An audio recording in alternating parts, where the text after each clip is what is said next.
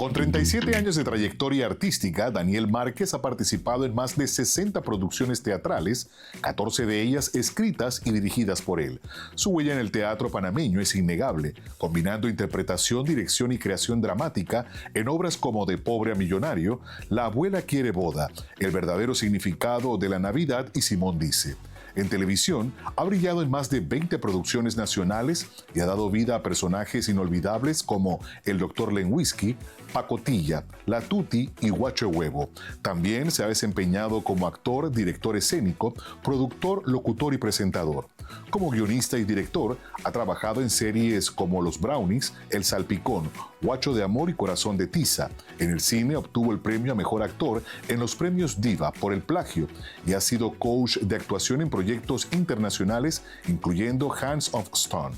Su labor docente ha formado a nuevas generaciones de actores en Panamá y el extranjero, consolidándolo como una figura clave en la escena artística del país. Daniel Márquez, nuestro invitado de esta noche, qué gusto tenerlo, maestro, porque sí, es formador de mucho talento, bueno, o pulidor de talento, diríamos nosotros en el teatro panameño. Pulidor y formador también. También. Sí. Y yo decía hace un momento fuera de cámara, mientras conversábamos un poquito, un rostro no solamente conocido por el teatro, sino también por la televisión. Hay producciones en las que ha estado y de eso vamos a hablar, pero la primera pregunta, obviamente, para romper el hielo, como quien dice, es, ¿siempre quiso ser actor? Desde niño, desde muy pequeño. Recuerdo que en esa época vendían los cartuchos, paquetes venían los soldados de esos. Ajá, los muñequitos verdes. Sí, entonces yo lo que hacía es que, como todos los niños, bla, bla, bla, la guerra, pero yo no, yo los ponía a actuar. Entonces iba haciendo cosas y diálogos. Y mi papá me preguntaba, yo le decía, es que cuando yo sea grande yo voy a ser actor. Esa era la imaginación. Esa era mi imaginación. Entonces yo siempre decía, no, cuando yo sea grande yo quiero ser actor, yo quiero ser actor. Pero la realidad era otra, porque nosotros vivíamos en un caserón del Chorrillo, de esos que le decían caserones condenados. Claro. Caserones de madera que ya estaban derrumbándose. De hecho, barracas. No, de los caserones de los viejos, de los grandes, de dos como pisos. La Miller. Exacto. Ah, okay. De hecho, a mi mamá una vez en una revuelta que se formó en un patio, uno de esos callejones, de esos balcones le cayó en la cabeza. Wow. Porque así estaba destruido. Entonces, mi papá y la gente alrededor decía, ¿cómo vas a ser actor? ¿Tú sabes lo que cuesta esa carrera? Aparte de que no había la facilidad que hay ahora, claro, que en la universidad ya está la carrera de Bellas Artes. Y asumo que tampoco muchas producciones o puestas en escena en esa época. Exactamente, no había mucha cosa, así es que ¿Qué pasa entonces? ¿Qué es lo que le toca hacer? El sueño parecía desvanecerse. Entonces, cuando termino el primer ciclo, ¿dónde quieres ir? Yo, bueno, no sé por qué, pero voy a los Tomacitos, porque mi hermano pertenecía a la tercera promoción y me gustaba ver el porte y todo lo demás. Yo digo, voy a los Tomacitos. Casi me arrepiento después, ¿no? Porque la disciplina, me imagino que era estricta. Sí, bueno, disciplina estricta es casi una redundancia, pero la cosa era estricta. Era una cosa muy dura. De mi promoción éramos casi 1000 y lo que se graduó creo que eran como 30. Y mandaban muchos muchachos que no se portaban bien también. Sí, también era eso, muchos rebeldes y también hubo mucha deserción de esos rebeldes que se iban. Y entonces, pues, ahí termino y cuando ya termino digo, bueno, ¿y ahora qué? Ahora sí, voy a ver qué hago para ser actor. Mamá decía, no, hay que trabajar, hijo, porque... La cosa era difícil. La cosa era difícil, era otra cosa. Pero antes de avanzar en eso, ¿qué cosas habían o hacía que le decían, yo quiero ser actor? O sea, ¿había algo que veía en ese tiempo? O sea, ¿qué era lo que lo inspiraba para...? Yo creo que un poco el amor a las letras también, porque de hecho también soy escritor. Yo aprendí a leer a los 4 años, porque mi abuelo, que siempre fue mi guía espiritual, él desde pequeño me sentaba en sus piernas y con el periódico empezaba, La Estrella de Panamá en ese entonces, sí. Y llegó un momento en que yo me convertí en el centro, porque vivíamos en ese entonces en Colón. Yo estuve 5 años viviendo en Colón. Mi papá fue a trabajar allá y se llevó toda la familia. Entonces me sentaban en la banca del Parque Central, donde está el mercado público, y todos los viejitos allí alrededor viendo al niño que en la ciudad de Panamá el gobierno... De 4 años. Cuando me fueron a matricular a primer grado, la maestra, no, él no puede venir a primer grado, tiene que ir a kinder. No, pero es que sabe leer. Y la maestra, ay, dame acá, toma un libro. Lo abrí en una página, así léeme eso.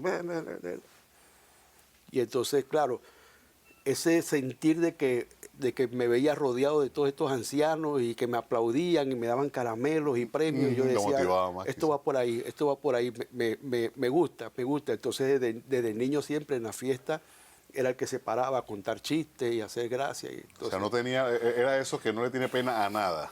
Era extrovertido. Ok, entonces sale de los Tomasitos, toca trabajar. Toca trabajar. Pero, ¿dónde? Yo no sé dónde ir al teatro, a la televisión, al cine, ¿dónde voy? Mamá, no, yo mañana te saco una cita para que vayamos. Y la cita era en la comandancia de la Guardia Nacional. Claro, una época en la que el régimen militar era... Sí, en ese entonces la Guardia Nacional. Sí. El coronel Florencio Flores Aguilar, que era el jefe del Estado Mayor, padrino de mi hermano mayor, me dice, ¿qué tú quieres? Yo quiero ser actor. Y él me dice, yo te voy a proponer algo que se parece mucho a la carrera de un actor. Para ti, ¿qué es un actor? Convertirme en otra persona. Exacto. Para la Escuela de las Américas. Y de allí, entonces, ingreso a la Guardia Nacional como miembro de los servicios de inteligencia de la Guardia. O sea, el servicio de inteligencia es aquel que se, por decirlo, infiltra y simula ser otra persona para sacar información y saber qué cosas hay, quizás en los bandos contrarios o dentro de la propia... Dentro de la propia. ¿Cómo fue ese trabajo? ¿Cuánto tiempo hizo eso? Eso fue 1980 hasta 1988, cuando el primer fallido golpe militar del coronel Leonidas Macías, junto con algunos miembros de los servicios de inteligencia. Desafortunadamente para mí en esa época yo era el líder de un grupo élite de infiltración, que fue uno de los que hizo el adelanto. Así y tenían que salir huyendo, me imagino yo. Utilizando pues lo que había aprendido, pues me pude escabullir, fui a dar por allá por Costa Rica. Allá, exiliado prácticamente. Exiliado, autoexiliado. Empecé a recorrer. Sí, porque había que salvar el pellejo, porque lo que venía después no iba a ser bueno. Sí, y de hecho, en el segundo intento de golpe fue mucho más fuerte, ¿no? Sí, sí, ahí se perdieron vidas. El mismo Giroldi, que era el que había detenido el primer intento de golpe cuando era capitán, pues le tocó en esta vuelta. Entonces, allá exiliado por Costa Rica, conozco algo que era el stand-up comedy. Ok, desde esa época ya había stand-up comedy. ¿Y con qué se come eso? Acá en Panamá no. Sí. ¿Con qué se come eso? No, esto es esto. Ah, ok, es contar historias. Yo cuento la mía. Y entonces nunca olvido que el primer stand-up comedy que presenté fue Nosotros los Pobres. Y entonces hablaba de toda mi vivencia de la pobreza y todo lo demás, pero con ese toque de humor, ¿no? Y es curioso, el pobre es el único que se ríe de su condición realmente, porque, bueno, es lo que toca. Vamos a ir a la pausa porque me gustaría saber esa experiencia en Costa Rica, cómo entonces luego lo trae de vuelta a Panamá y todo lo que pudo aprender desde allá. Estamos en esta conversación en primera persona junto al maestro Daniel Márquez esta noche. Manténgase ahí con nosotros.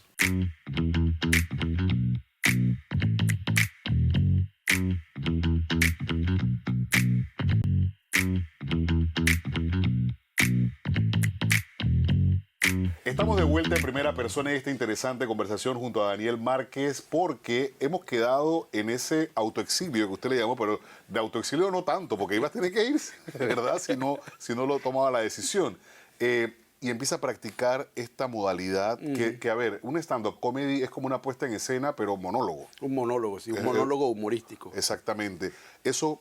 ¿Cómo fueron los primeros pasos? ¿Cómo lo aprendió? ¿Lo vio? Lo empecé a ver en un lugar, la memoria ahora me falla un poco el lugar en San José, pero luego de eso, ya casi un año después yo regreso a Panamá y leyendo un diario de la localidad, veo en los clasificados, buscando trabajo, que hay un concurso de chistes, de humoristas, digo. Entonces voy al lugar, un lugar que todavía me trae muchos recuerdos, y el señor Aldo Estañaro era el que estaba haciendo esto. Aldo Estañaro padre. El hijo. Ah, el hijo. El hijo, sí, muy joven. Y entonces cuando va a la reunión me dice, no, lo que pasa es que aquí hay que contar chistes. Yo, pero yo no cuento chistes, yo cuento historias. No, pero es que, ¿quién quiere escuchar historias? Queremos escuchar chistes. Y bueno, ok, ¿cuál es la regla? Bueno, hay un primer asalto donde cuando cuentas con 5 minutos. Eso es lo que necesito, 5 minutos. Y en 5 minutos recuerdo que empecé a contar lo que pasa uno en un bus. Yo soy un muchacho pobre, entonces no tengo plata, vengo en un Diablo Rojo y empiezo a contar y en 5 minutos estalló la risa. Entonces el dueño del local, ya difunto el señor, dueño de Foxy, Ajá. se quedó asombrado y al final terminó ganando el concurso y él me dice, ¿por qué tú no haces eso aquí los jueves? Te invito. O sea, como de planta. Sí, yo, ok, perfecto. Y empecé a ir los jueves. Después un día me encontró otro señor que era el dueño de Capos de Chani. Estaba por allí en una celebración y me dice, oye, ¿por qué tú no vas y haces eso en mi local? Bueno, para recortar un poco, terminé haciendo jueves en Foxy, viernes O sea, tenía cartelera. en Capos y los sábados en Cubares. Y entonces fui a una conferencia de la gente de Sony que estaban acá en Panamá, me invitaron y así fui creciendo hasta que un compañero de teatro me ve y me dice, oye, tú eres muy bueno, ¿y tú dónde estudiaste actuación? En la vida, en la calle. En la calle. Y me dice, te voy a invitar para que vayas a un casting para una obra de teatro porque necesitan un actor y me llamaron a mí, pero un actor como de 30 años y yo tengo como 80, yo no pego. Eso no iba ahí. y el amigo Lucho Gotti. Ah, don Lucho. Y me manda a mí, voy al casting y quedo ya en... ¿Y esa primera obra cuál fue? Se llamó La Nena, basada en la obra original de Stanislavski, de Talesnik, llamada 100 veces no debo, que fue al cine en Argentina con Norma Leandro. Ahora, el teatro en esa época no es lo que, por ejemplo, hoy vemos, que hay, o sea, hay diferentes, sí, teatros. Hay muchas salas ahora. Salas, exactamente, esa es la palabra. En diferentes áreas, hay para diferentes tipos de personas, hay obviamente tamaño del público y demás. Eso no existía. El teatro comercial en ese entonces era el teatro La Cúpula. Que siempre ha estado ahí se mantiene. Que estaba el Mago Marco y el teatro en círculo, que es un estandarte, el teatro comercial. Porque el otro, el Teatro Balboa, el Teatro Nacional, pero que no eran... sí, era otro para otro tipo de... Exactamente. Entonces, allí en una ocasión conversando con un señor salvadoreño ya muerto, Norman Douglas, él me dice, te recomiendo un libro de Konstantin Stanislavski, El actor se prepara. Y me voy yo en ese entonces a una librería y lo consigo. En ese entonces era mucho más fácil conseguirlo, no sé por qué. Y conseguí el libro de Stanislavski y me enamoré de Konstantin Stanislavski. Y me leí todos sus libros. Tengo toda la colección de Stanislavski. Me he leído hasta lo que él escribía que no se publicó. Y entonces me fui yo mismo enseñando y empecé a practicar. Fue autodidacta en ese sentido. Y hoy día soy uno de los formadores del método de Stanislavski. ¿En qué consiste ese método? Lo que sucede es que Stanislavski siempre decía que el personaje se crea desde dentro. Entonces él crea como una base de 12 pilares, ¿no? Donde, por ejemplo, uno de ellos es el sí mágico. Por ejemplo, cuando tú utilizas el sí, que lo utilizamos todo el tiempo, el sí mágico que te dispara a otras esferas. Por ejemplo, cuando tú dices, voy a comprar un billete del gordito, y si me lo gano, ¿y qué pasa si no te lo ganas?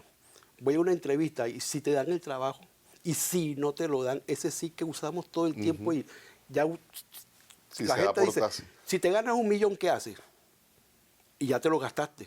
Y no te lo has ganado, pero tu imaginación se dispara. Claro. Entonces, una de esas son las técnicas que se van utilizando para empezar a crear el personaje desde dentro. Mira, un ejemplo muy clásico lo da Jack Nicholson cuando hizo Atrapado sin salida. Jack Nicholson se internó en un hospital psiquiátrico por una temporada. Para entender para entender su personaje. Claro. La chica que se me escapa el nombre, que ganó el Oscar a la película The Room, que se encerró en su propia habitación durante un tiempo para vivir la experiencia y entonces luego exteriorizarla en escena. O sea, tú tienes que sentir realmente lo que va a sentir tu personaje. En ese sentido, y ahora que lo menciona, recuerdo que en algún momento he escuchado en conversaciones y también en entrevistas cómo alguien le pregunta, y eso no, de alguna manera, llega, no a confundir a la persona, pero sí a mover sus propios sentimientos al punto de que la persona quizá, pues, se retrotrae a situaciones del pasado. Exactamente. Qué difícil salir de ahí. Y es un poco, imagínate, yo en 37 años de carrera he interpretado cerca de 50 personajes diferentes. Wow. Personajes que han sido icónicos como el Dr. Lenwinsky, como Pacotilla, que es uno de mis... Sí, eso fue en televisión. Sí, en televisión, en uno de los tantos programas de televisión que tuve. Y hasta el día de hoy todavía voy por la calle y la gente Lenwinsky. Ya escucho el nombre y ya respondo automáticamente, a pesar de que tengo ya más de 10 años que no hago el personaje, pero el personaje... Cuando me preguntan por Lenwinsky, inmediatamente empiezo, hola, ¿qué tal? Le saluda el doctor Lenwinsky, dígame, ¿en qué le puedo ayudar? Se mete inmediatamente. Ya el personaje inmediatamente. ¿Qué es más difícil? ¿Trabajar un personaje que se crea, o que le toca crear, o uno que ya está, por ejemplo, en una obra, en un libro? Crearlo. De cero. Porque si a mí me dicen, bueno, tú vas a interpretar, por ejemplo, pasó con Edgar Ramírez. Yo fui coach de Edgar Ramírez en la película Hands of Stone. Él tenía que convertirse en Roberto Durán. Actorazo, sí. Pero tienes una referencia. Yo creo que el primer sí de Edgar Ramírez, cuando me entrevistaron para ser su coach, fue la pregunta clave. ¿Tú conoces a Roberto Durán? Y el señor Jakubowicz, que era el director de la película, dice, Roberto Durán fue que me llamó para referirlo a él. Porque tenemos una amistad de más de 30 años. Yo fui el que formó a Robin Durán. Y entonces, si usted conoce a Roberto Durán, perfecto. Y terminé involucrado, siendo el coach no solo de Edgar, fui el coach de Ana de Armas, fui el coach de Oscar Jaenada, que venía a hacer Cantinflas, la película, de Pedro Pérez Vudú, y al mismo tiempo Ilka Rosario Punco, y conocí entonces y trabajar con Rubén Blades, con Robert De Niro y con Usher. Y al volver de la pausa vamos a hablar de eso, de las producciones que han venido a Panamá. Obviamente hubo una apertura importante, que se puede hacer más, y de eso quiero que me hable también a continuación. Pero ¿cómo ha sido esa experiencia? Porque ya una cosa es ya tener la trayectoria y la experiencia aquí, pero cuando vienen estas producciones se comparte experiencia, pero se aprende además. Se aprende además. Y esa parte es interesante. Vamos a esta pausa y regresamos con más en primera persona junto a Daniel Márquez.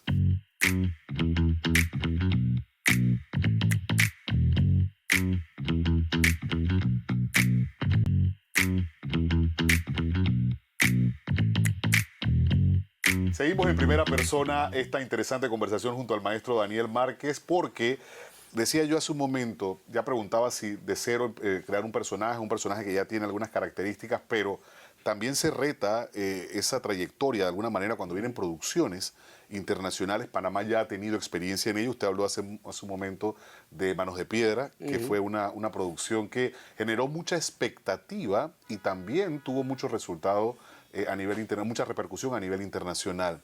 ¿Cómo fue esa y en qué otras ha tenido oportunidad también de Bueno, básicamente muy fuerte en la película de Hands of Stone, donde trabajé con Edgar Ramírez, con Ana de Armas, que ahora ha despegado. Sí, una actriz.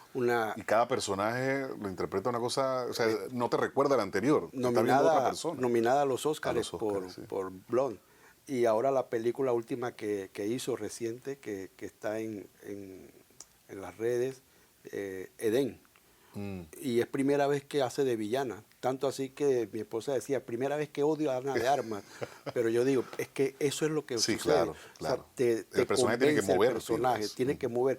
Y de eso trata el método que hablábamos hace un rato. Porque en una ocasión una nieta me preguntó, ese actor que a mí me gusta tanto es bueno. Y yo le digo, voy a romper tu corazón. Y quizás a los 30 años recuerdes esta conversación, pero no es un buen actor. Y ella me decía, y estoy hablando de Adam Sandler. Para los que son amantes de Adam Sandler, ¿en serio? Disculpen. Pero es que es puro humor, ¿no? No es solo eso, porque te puedo mencionar actores que han hecho humor. Lo que pasa es que Adam Sandler es muy repetitivo. Es Adam Sandler. Ajá, es él, exacto. O sea, es Adam Sandler. Y casi mismo elenco, porque son gente que son sus amigos, además. Y entonces en todas las películas que ves a Adam Sandler, es Adam Sandler. No es lo mismo como cuando ves se me acaba de escapar el nombre, Jack Sparrow. Ah, sí, Johnny Depp. Johnny Depp. Sí, no, eso es... A Johnny Depp, cada vez que ves una película, no ves a Johnny Depp. Y completamente diferente. Y entonces alguien en una ocasión me dijo, no, pero lo favorece por el maquillaje, porque... La caracterización. Las caracterizaciones, sí, pero fíjate, la ventana rota, El Huésped, Es completamente dos películas diferentes donde no usan nada de Exactamente. maquillaje, pero son dos personas totalmente Sí. diferentes. Entonces, de eso es precisamente lo que trata. Mi mamá, que fue mi fan número uno siempre, fue la presidenta del club de fans de Daniel Márquez. Así son las madres. La mía también, que en paz descanse. Ella siempre me decía con esa honestidad que la caracterizaba, me decía, ¿sabes qué me gusta? Que cada vez que voy al teatro no te veo. Veo un Y personaje yo digo, diferente. ¿cómo no? Si yo estoy, dice, no, es que no te veo, no seas bobo, que no te veo a ti. O sea, no escucho tu voz, no veo tu forma de caminar, de hablar, es totalmente otra cosa. ¿Hay un personaje que ha disfrutado más Eh, o que ha sido más afín a usted? el Quizá. Pacotilla, porque el Pacotilla me recuerda de dónde vengo, porque el Pacotilla es el personaje del barrio que a pesar de que tiene esos gestos, esos ademanes y esa forma tan característica de hablar del chacalito, es un hombre sano, es un joven que nació en el barrio, que tiene todos los modismos, todas las costumbres, todo el Pero es fraseo, noble. toda la jerga, pero es noble, es trabajador. De hecho, el personaje no fuma, no bebe alcohol, es un juegavivo como el clásico panameño, que es lo que le va a dar el humor al personaje, pero es honesto. No es malintencionado, y así hay mucha Exactamente. gente también en el barrio. Por eso la canción esta de Cafú que dice vivo en el gueto y que narra un poquito de eso. Hay gente noble. Exactamente. Hay gente noble independientemente de donde sea. ¿Cómo se define usted en 3 palabras? Resiliente, muy resiliente porque han sido muchas las caídas, han sido muchas las guerras, han sido muchos los golpes, pero cada golpe me ha enseñado a levantarme más. De hecho, en mi faceta como escritor, acabo de terminar de escribir 2 libros que espero que pronto Se han salgan, publicado. y uno de ellos es precisamente un libro que es de autoestima. Yo tengo un lema, yo también dicto conferencias de motivación, pero la gente dice, alguien una vez me dijo, pero tú dictas charlas de motivación, no tienes ni carro, tú andas en bus, ¿y qué tú ofreces? Yo le digo, pero es que cuando yo subo a un escenario a dar una charla, yo no me subo a hablarte desde un trono, yo me subo a hablarte desde una trinchera. Que a diario tiene que Porque lidiar así. enseñar a la gente a luchar no significa que tú tienes que estar en la cumbre del éxito, porque ¿qué es el éxito para ti? Hacer lo que a uno le gusta y que encima uno devengue con eso. Yo amo lo Uno que es yo hago, exitoso yo haciendo amo lo que yo hago. Exactamente. Y hay más de 4 profesionales fuera ganando mucho dinero que no son felices con lo que hacen. La dicha es poder hacer lo que uno ama, lo que le genera pasión. Yo sentado frente a mí, mira, el último reto que tuve fue hace poco cuando una compañera de teatro me dijo, quiero que me escribas una obra de teatro muy parecida a la que hiciste hace 2 años, porque me he ido por el género del thriller policíaco, al estilo de Agatha Christie. Había escrito una obra, Asesinato en el teatro, y ella me dice, necesito una así, pero que sea para estudiantes, que se dé en un colegio, y hay actores jóvenes y actores maduros, son 20 actores. Wow. Ok, ¿cuándo empezamos el ensayo? Tal fecha. Estamos hablando como de 9 días. Sí, bueno, y en 5 días tenía el libreto en la mano. Me senté y toma, aquí está, Simón dice, y ha sido una obra que hago Y genera cada personaje. Además. todo personaje. Entonces, porque cuando yo hago la primera reunión para ensayar con los actores, es lectura de libreto y análisis de personaje. Porque si tú no sabes cómo es tu personaje, si tú no sabes los sentimientos, Sí, no lo puede por interpretar. ejemplo, ¿por qué tu personaje es así? Tu personaje es así porque... Tuvo una infancia así. Exacto, entonces tienes que vivió tal crearle los cosa. 3 pasados, como le llamo yo. Tienes que crearle el pasado lejano, el pasado mediato y el pasado inmediato. ¿Por qué tu personaje es así? Llévatelo a la niñez. Fue maltratado, fue amado, fue comprendido, fue abandonado. ¿Qué generó ese comportamiento de ese niño que lo convirtió en el adulto que es hoy? ¿Qué pasó hace 10 años que pudo haber cambiado tu visión de vida? ¿Y qué te sucedió la semana pasada para que tu comportamiento Hoy este día sea de esta manera? Reaccione de esa forma. Hoy por hoy el teatro, antes de finalizar, yo decía hace un momento, y usted me corroboraba, hay muchas salas y demás.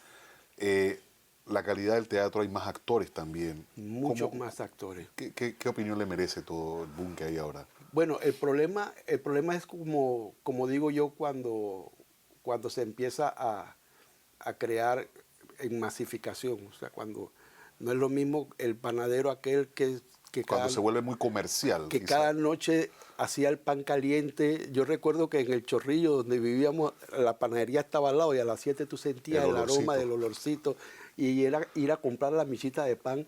Pero entonces llega un momento en que la producción es más importante, generar más la cantidad, entonces empieza a disminuir. Hoy día en las salas de teatro se están dictando cursos donde 60 estudiantes. Entonces, ¿qué ocurre con eso? Que el estudiante tiene que ir a la velocidad que va el profesor. Yo dicto cursos desde hace 30 años, cursos de actuación, no de teatro, porque la actuación para teatro cuando llegas a la televisión es totalmente otra cosa. Claro. Y yo nunca acepto más de 12 personas. Yo digo, mis cursos son para 12, pero es que si matriculas 30 ganas más. No, yo no quiero ganar más, yo quiero formar mejor. Entonces, de eso se trata, de eso se trata. Entonces, yo creo que la calidad un poco se va perdiendo precisamente porque hay una cantidad excesiva. Entonces, todos los teatros ahora están dictando cursos de teatro. Y repito lo mismo, si tú formas un actor para actuar en teatro, vámonos con la norma número 1. El actor de teatro trabaja para compensar distancias. Entonces, cuando el actor de teatro tiene que levantar la voz y hacer el gesto. A la última fila, no me digas. Ajá, exagerando. No es lo mismo que no me digas. Son dos cosas. Porque la cámara la tienes allí, te está hablando. Entonces, a nosotros nos pasó, cuando yo estaba en Telemetro, en el programa Calle 13, me dijeron, escríbete una novela, pero que sea parodia de todas las novelas, para burlarnos en las telenovelas, de eso de, hola, Luis Antonio Ricardo Jaramillo, Buitrago del Carmen. Entonces, todo era muy... Y entonces, para eso se llamaron a varios actores de teatro. Y entonces cuando veía yo la calidad, yo decía, corte, no lo exagere. Faltaba como esa sensación de que el gesto no fuese tan exagerado. Qué interesante conversación. ¿Usted puede creer que el tiempo se nos acabó? Eso es la parte también de las contrariedades en televisión, a diferencia, bueno, el teatro también tiene sus tiempos, sí, pero se dedica a espacios específicos. Muchísimas gracias por esta conversación. Gracias a ustedes por habernos invitado, Ricardo. Ha sido un deleite y pues ustedes, como siempre les digo, este contenido lo pueden ver las veces que quieran, también a través de la plataforma YouTube de Hispania Media TV. Será entonces hasta la próxima.